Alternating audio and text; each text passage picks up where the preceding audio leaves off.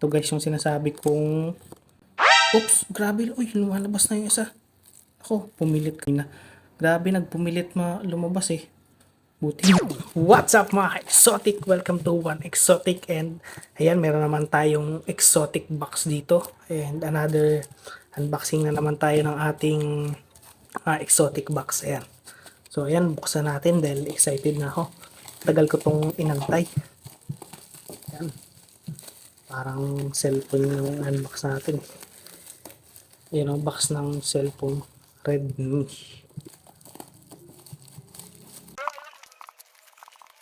So, tagal-tagal ko nantay guys kasi yung isa dito ang tarantula is ng Plymouth. Plymouth siya, so hindi siya basta-basta ma-ship kasi baka malog and yun. Delikado sa tarantula, baka mamatay.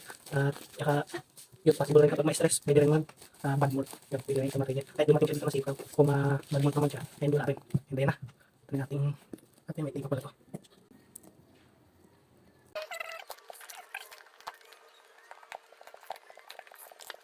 Ito na. Yung karton at ito na yung ating mga tarantula nakalagay dito. Yan, tabi lang muna natin, mamaya natin papakita. Dahil kita na yung kanyang galamay. Ayun pala, ito yung hinahanap ko. Yun, maraming salamat sa pagpadala. The Crawlers Exotic Keepers. Yan, ang ganda ng sticker. May pakintab-kintab pa. Angas naman ng sticker ni Boss The Crawlers. Ang ganda. Check natin check na natin kung ano nang lagay nila. Oops, yun, bumukas ka agad. Uy. Grabe, sobrang dikit nito. Lumalabas na yung tarantula. Oops. Yan guys. Ito nga pala guys, ang first time ko magkaroon nito, ang Grammostola rosea. Yan, napakagandang species ng tarantula. Then, medyo malaki na sila.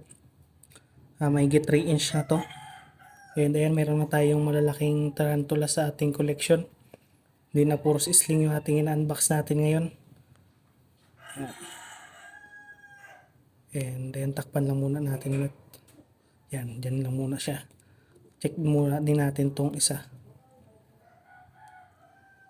Ito guys yung sinasabi kong, oops, grabe, uy, lumalabas na yung isa. Ako, nagpumilit ka agad lumabas. Grabe, ito yung hinantay ko guys, yung nag-remote yung sinasabi ko kanina. Grabe, nagpumilit lumabas eh. Buti hindi. Walang nangyaring masama sa'yo, buti hindi ka naipit. Ito yan, mukhang safe naman. Grabe, kinabahan ako. Baka kasi maipit siya dun sa kanina. Yan o. Ito nga pala guys ang geniculata. Kwento ko lang guys, ito yung paborito kong tarantula. Kaya yan yung nasa logo natin. Ang wag na yung scientific name, basta A. geniculata. Kalimutan ko yung bigas ng kanyang ng scientific name. Yan, ang geniculata. Sa wakas at nagkaroon na rin tayo nitong pinakapaborito kong tarantula. Yan. Ito guys is lumalaki ng 8 inches. Lumalaki sila ng 8 inches. Ayun ang ganda oh. Sana female to. Guys, napakaganda. Napaka-active niya. Ang ganda. Yan oh, ang ganda oh. My favorite species. Ang ganda oh. Ayun, pumorma pa sa kamay ko. So pinaka-paborito kong tarantula. Ayan, paulit-ulit na ako. So ayan, ilalagay na natin to sa kanyang paglalagyan. Ito na yung kanyang lagayan.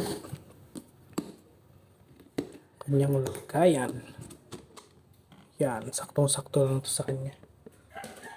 Ito nga pala ay coco peat with moss and konting topsoil. Yan. Yan. Bigay na kagad natin. Konting tulak lang. Ayun. So, ito nga pala guys ay isang ano rin ng bird eater. Tarantula. And New World terrestrial. Yan ang setup sa kanya. Terrestrial. Ayan, sa siguro mga 3 inches to. Sana maging female ka para meron tayong malaking geniculata. So ayun guys, nakapag-keep na rin ako nito dati. So ayun kasi nga nag-quit lang ako dati.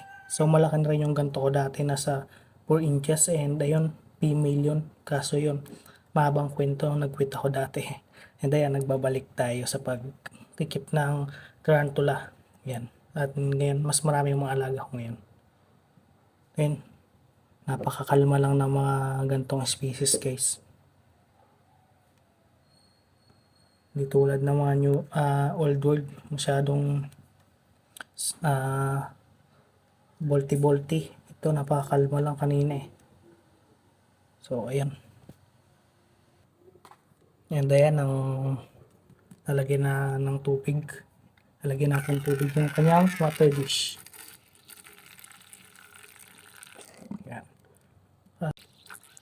Ayan. So, ano na rin naman, wet na rin naman tong part na to. And yan, dito dry na kasi matagal ko na tong sinetup eh. And ayan, dito naman tayo sa isang tarantula guys. Ayan, lagyan lang natin ng water dish dito.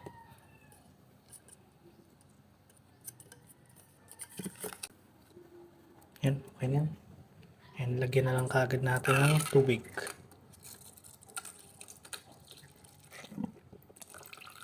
Yan. And lagyan na natin tong isa.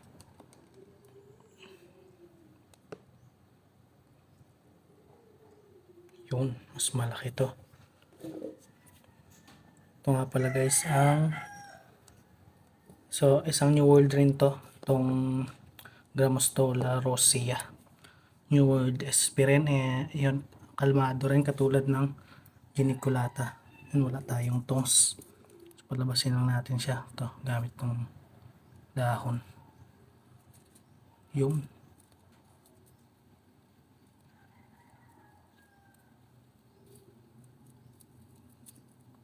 Ang ganda guys ng rosea guys. Chilean Rose Tarantula, napakaganda. Yan. Napakaganda, parang medyo malaki lang siya. Medyo malaki lang siya ng konti sa geniculata kanina. Ito, ang ganda. First time ko magkaroon nito guys. Yan. Oops. Huwag niyo ako gayahin guys. Yan. So ayan, okay na yan guys. Takpan na lang natin. Yan. Pang picture lang natin. Ayan. The Crawlers, Exotic Keepers. Maraming salamat sa pagpadala nitong mga tarantulang to. Napakaganda. Napaka solid. Maraming salamat, boss. So, abangan nyo yung feeding video nito guys. Malamang magandang mga takedown nitong mga tarantulang ito. Ito guys, yung matagal ko inantay kasi nga nag-pre-molt. So mga ilang weeks rin. Kaya yun, nauna ko nang i-set up tong kanilang mga lagayan. And ayun, worth it yung ating pag-antay dito. Kasi napakaganda ng mga species na to. Yung ano nga pala guys, kalimutan ko sabihin. Yung Grammostola rosea. Lumalaki sila ng 5 to 6 inches. Ayan dito.